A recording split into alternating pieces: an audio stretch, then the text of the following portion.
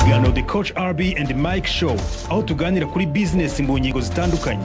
Kwijana muri 22 na 7.8 muri 23 na 24 ngira ngo izo ni prediction ni imibare ishobora kutageraho ishobora kugeraho cyangwa ishobora kuri nangahe ni ingengo y'imari nangahe yose hamwe wongera tsaba byongereho ariko nangahe total nibyo ndi kugenda nkwereka imibare hano nyine ya mbere yego ubwo muri rusange icyo nashaka kuganishaho cyane naha hantu kuri iki gika nizere kuri kukibona yego uko kirerekana ko 67% ubwo nangana na miliyari ebyiri rumva akomoka mu mutungo w'imbere mu gihugu ubwo nuvuga ngo ni mu misoro y'abantu bakora mu bikorwa bya hano imbere mu gihugu inkunga z'amahanga ni miliyari 612 bingana 16%, hanyuma n'inguzanyo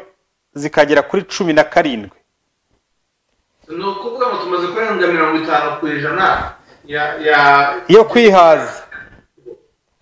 Ibi ngibi nibyo nashaka kwerekana cyane vuba ni inkuru nziza ku bukungu niba u Rwanda rushobora kuba rugeze muri 60% yo kwihaza mu byo rukeneye. Ni ikintu kinini cyane, ni bisobanuye ikintu kinini, ariko nanone hakaba hakiri urugendo kuko urebye reka dusubire gato kuri no nkuru urebye niba nanone tugifata umwenda ungana na 17%, nabyo ni ikintu navuga kitoroshye cyane kuko nahoze ndeba ko u Rwanda rufite hafi umwenda ugana muri miliyari 8 z'amadolari rugomba kuzaba rwishyuye kugera nyirango 25 niba ntibeshye. Bigaragaza rero ko haracyari urugendo nubwo ibyakozwe nabyo ari byiza. So ikindi ukabona neza ko coronavirus nayo izatwara byinshi, hafi miliyari 42 kugira ngo twumve ubukana, miliyari 42 zizagenda mu bikorwa byo gukingira. Hanyuma nabonye hejuru ko ikibuga cy'indege kizaba kirangiye 85%. Ubu ngubu igeze kuri 85%, kandi nacyo kiri mu bikorwa ntekereza ko byatwaye ubushobozi bunini cyangwa se byatwara ubushobozi bunini, nabyo byitezwe ko bishobora kuzaba mu byongera amafaranga yinjira mu gihugu kuko ni ikibuga cy'indege gifite capacity nini cyane yo kwakira abantu benshi. Nabyo biri mu byitezwe ko bishobora kuzagira intozi. Reka dusubire kuri presentation nkwereke undi mubare w'ingenzi ureba ho gatoya. Kindi kintu gikomeye tujye dukunda kugaragara ni iki kintu kijyanye n'imihanda.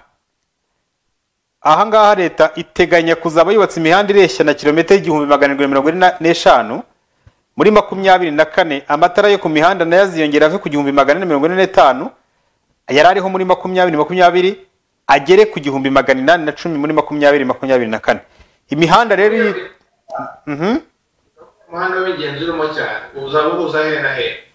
Ngira ngo akenshi ni ya mihanda kuko ubu ngubu imihanda connect intara mu Rwanda twavuga ko imeze neza yose. Ngira ngo ni ya mihanda igiye ihuza uturere n'utundi mirenge n'ahandi, niyo mihanda cyane cyane igenda yibandwaho cyane. Ngira ngo no gusana iyindi byensire birumvika. Ariko biragare amusho babuje bavuga bigeze no umushinga ntekereza ko kiri mu mpapuro cyane kuri amushinga buriya ntabwo ari u Rwanda rufataho umwanzuro, no kumvikana n'ibindi bihugu bidukikije. Ibyo bihugu bidukikije rero ntekereza uko mbibona mu ijisho ryanjye nuko muri no minsi bigoye kuko wanda ubukungu bw'ibihugu byinshi bwarahungabanye kubera covid. Cya kabiri ibihugu hafi ya byose birasa nk'ibyihugiyeho kubera kwiga kuri strategy zo kuzahura ubukungu bwakomeretse mu gihe cya covid. Ntabwo rero ntekereza ko ari ibyavuba nubwo ari umushinga ibihugu byose bibona agaciro, ntekereza ko bizatekereza. Nkwereka akantu ka mbere, ndashaka kwereka akantu ka nyuma. Aha hantu ahanga nshaka kubwira urubyiruko cyane hafi miliyari 3.6 azashorwa mu bikorwa by'ikoranabuhanga. Hanyuma hari n'ikigega nzahura buhungu cya miliyari 350. Bivuze rero urubyiruko, abajene, ba programmer, abashaka gukora business kuri internet ni batangire batekereze uburyo bashobora kubyaza umusaruro ari ya yose.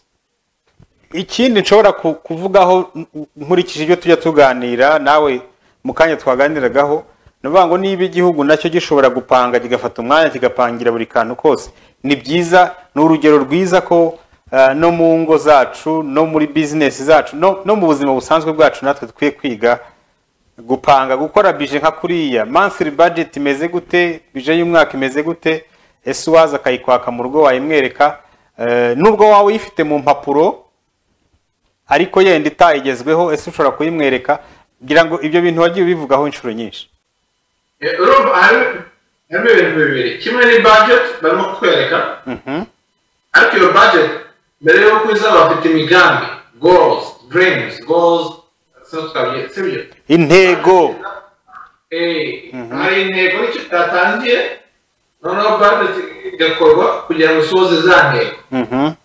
rero nibyo nagaragaga n'umuntu utagejeje uvuga nti itandukaniro ry'inyamaswa n'abantu ni uko twe tubasha kwicara tugatekereza ejo hazaza tugapanga ibyo dushaka kugeraho, noneho twarangiza tugatangira gufata intambwe zijya gushyira mu bikorwa.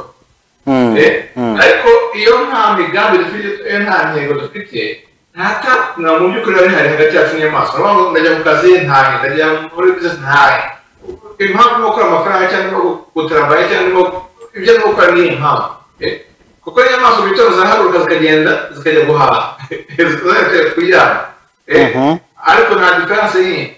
rero aho abantu batandukana n'ibikoko ni uko dufite ubushobozi bwo gutekereza bagashaka gukora telefone, yasaba iki, akicara akareba icyo bizamusaba gukora telefone, guverinoma y'u Rwanda ikavuga ngo turashaka gukora imihanda ingana gutya, turashaka gushyira amafaranga gutya mu majene, turashaka gushyira amafaranga gutya muri tekinoloji.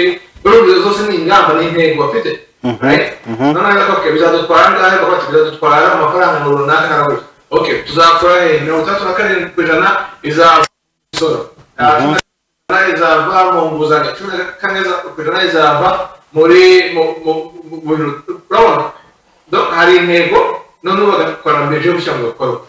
uyu munsi amafaranga iyo yakorera intego yafite n'ayahe, kuko nutabwira aho wajya ntuzava tukaza kuzabaza ko aho wagiye.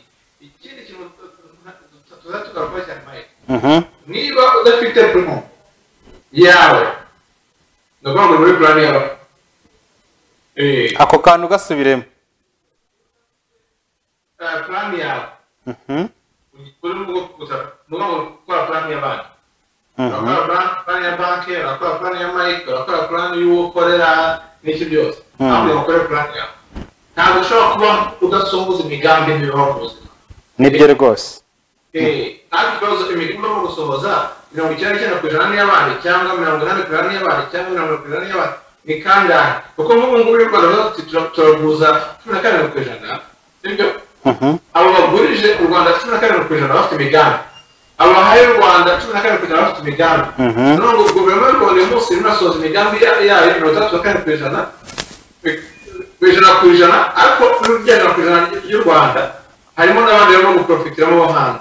niyo mpamvu ikomeza kugenda izamura ubushobozi bwayo bakigeza kugira ngo aho bafate abantu badutekera advantage abo tutanye kuguriza abandi, tutanye guha abandi.